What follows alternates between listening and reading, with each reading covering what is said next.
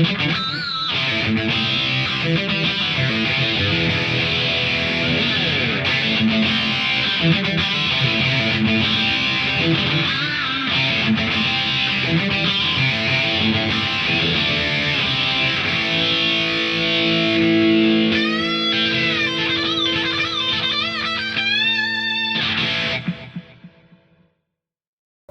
all, and welcome to Awesome Riff of the Day, number 1.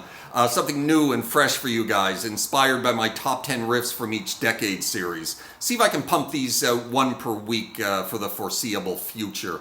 Riffs are quick and don't take a tremendous amount of time to learn and put a tutorial together for, so I think I should be able to pump these out fairly regularly. I've got a ton of riffs already in mind that I want to cover, so content is not going to be a problem. Going to have a look at some of the greatest yet underrated, underappreciated, or forgotten riffs from the 70s, 80s, 90s, maybe the 60s, we'll see, and then I'm going to teach you how to play them.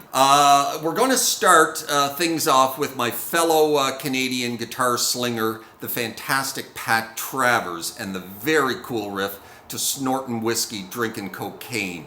Easily one of my favorite riffs of all time. Pat Travers was a guitar phenom during the late 70s, early 80s, who had a somewhat limited amount of success worldwide, but he did have a top 20 rock radio hit with this track in particular in 1980.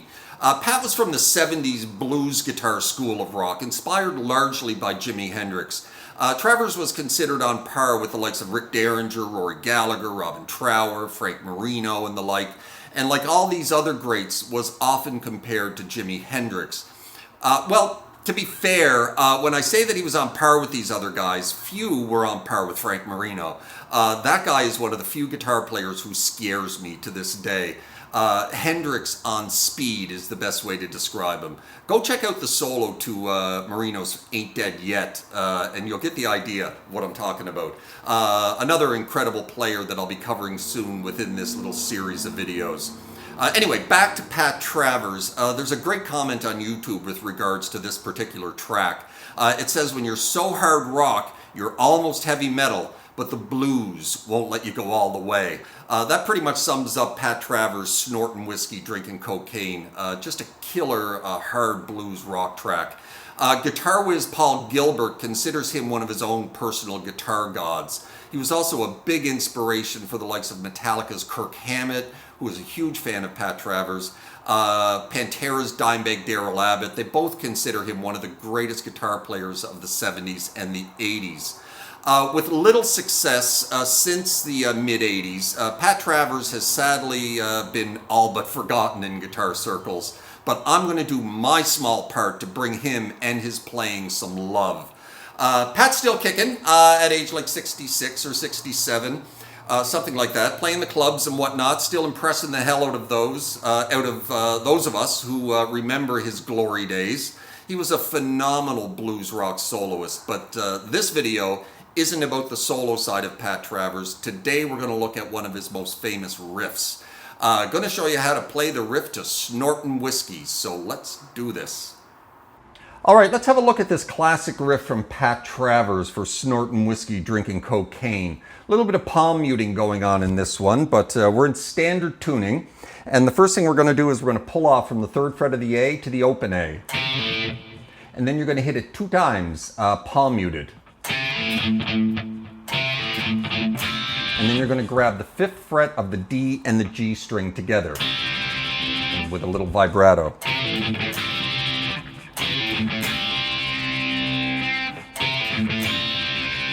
And then we're into this lick. And that is, and this is all palm muted as well. That's 5 on the D, and then up to 7 on the A, back to 5 on the D for 3 hits.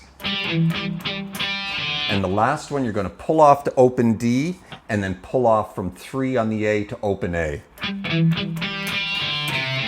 And it's only the first 3 or 4 notes that you're palm muted, and then you're kind of lifting your palm off to do those pull-offs, that legato work.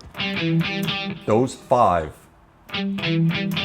actually, are palm muted, and then you stop palm muting. So, up to that point.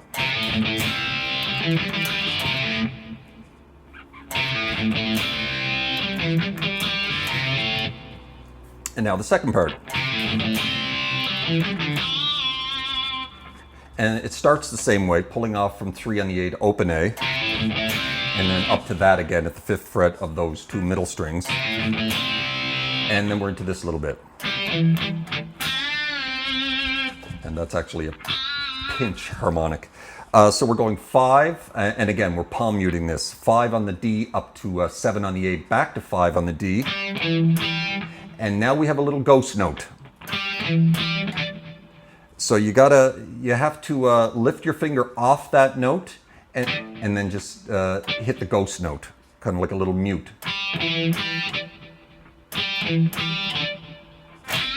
And then you're going to grab 5 on the G for a pinch harmonic, a bent pinch harmonic. If you don't quite get the pinch, he doesn't get it all the time either in the recording. That's fine, but it's that note right there. But pinch it if you can. Pinch, if you don't know how to pinch harmonic, it's one of those weird techniques that you can't do it, you can't do it, you can't do it, and bang, one day you can. It's called pinch because you're kind of pinching down on the pick and you're brushing the string, you're brushing the note with your thumb as you're going down. And it's kind of a hard technique to learn, but once you got it, you got it. You're kind of at the same split second after you hit the note, you're brushing the string down here with your thumb.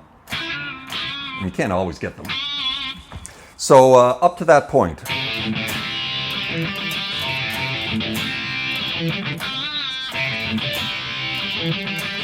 And so you do the opening phrase again the exact same way.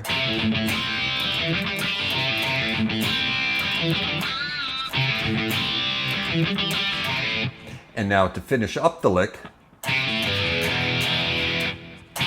so we're going to pull off from 3 to open A, and then we're going to pull off the 3rd fret of the low E, and then 2 final hits on the low E that just ring out, and then you're going to get the power chord E for the last 2, and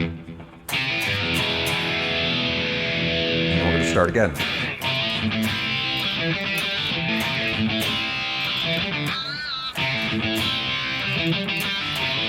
And then to finish up the intro riff, we're going to pull off from 3 on the A, and then 2 open hits on the A, and they're palm muted. And then you're going to grab that again at the 5th fret of the 2 middle strings, and then 2 palm muted chugs of the low E.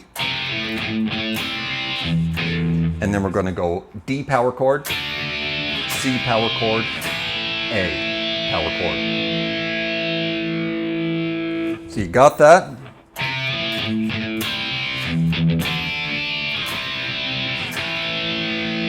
then at that point, a little solo comes in and then he starts singing. So slowly. Whoa, I forgot what I was doing.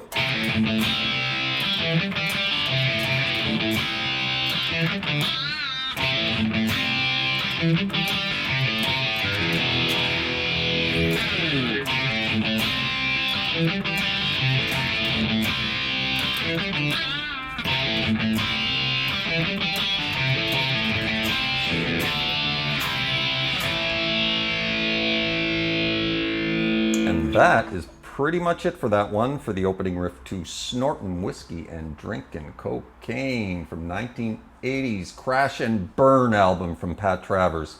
Go listen to some Pat Travers. He was a wonderful guitar player. And that's it. I hope that helped you out, and we'll see you next time.